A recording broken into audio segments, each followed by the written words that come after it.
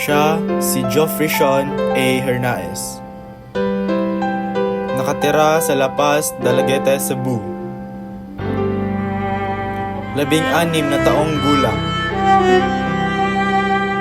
At ipinanganak noong Setyembre 23, 2007.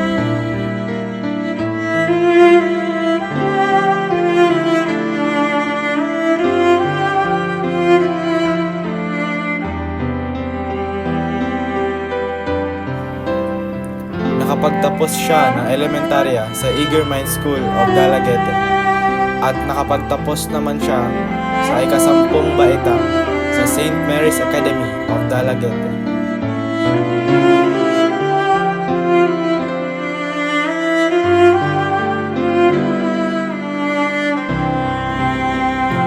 Sa kasalukuyan, nag-aral siya sa Dumaguete National High School sa academic track na Science, Technology, Engineering, and Mathematics sa ika-12 baitang. Siya rin ay isang opisyales sa Honor Guards Unit sa St. Mary's Academy of Dumaguete bilang isang aide-de-camp and band platoon officer at naging kaliwang kamay ni Pinunong Fritzl B. Liston.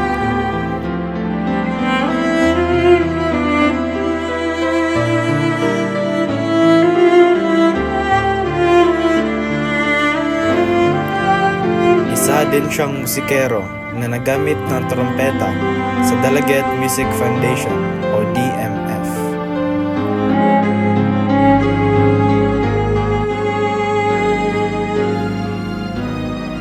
Balang araw, gusto niyang maging isang matagumpay na IT. Ninais niya ding abutin ang mundo kasama ang kanyang mga mahal sa buhay. Ang makapagtapos ng pag-aral ay isa sa kanyang mithiin.